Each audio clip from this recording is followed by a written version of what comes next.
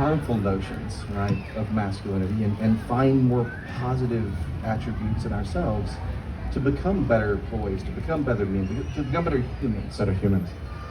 I think we have to, I think it starts with, I mean, I see a lot of parents here, but it starts with our language and helping young boys realize that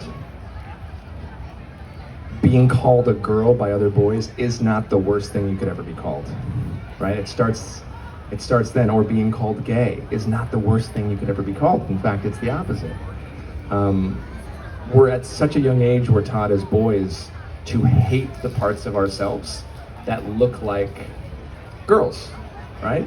To hate the sensitive parts of ourselves, to hate the parts of ourselves that are soft, the parts of ourselves that are filled with kindness or nurturing or compassionate. And so we drown those parts out. So we have to look at our language, and that's really important.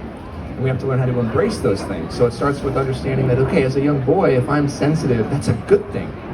That's actually a powerful thing to be sensitive.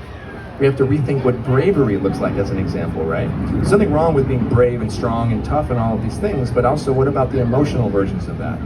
So bravery is an example. Well, there's emotional bravery. Well, what does that look like? It's not just being able to run into a burning building and save somebody's life or physically protect somebody. That's one idea of bravery. But emotional bravery is being a boy who's willing to stand up to another boy if he hears that boy say something mean about a girl or say something mean about another boy, right? There's emotional bravery. And I would argue that emotional bravery is much harder to come by than physical bravery. It's really hard to have emotional bravery when you're a young boy because so often as a young boy you feel like you have to have allegiance to all of the other boys, and if you don't standing up to a boy feels like life or death because you're like a traitor to your own gender, because that's what we do is we make boys feel like there's nothing worse than being a traitor to your own gender, when in reality the bravery that it takes to stand up to other boys when you hear boys saying bad things about girls, well, that is true strength. That's true bravery. And so it's about kind of redefining some of the language of what is traditionally strong and masculine and things like that.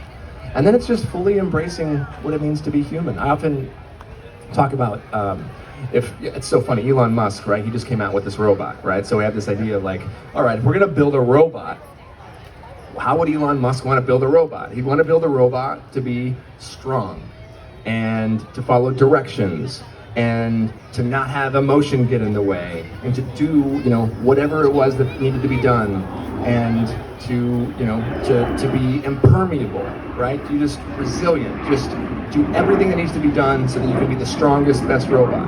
But if you wanted to make Elon Musk's robot a human, right? You have to give it sensitivity, compassion, empathy, love, kindness, which ironically is, if you think about it, we've been training all of our boys to be robots our entire lives.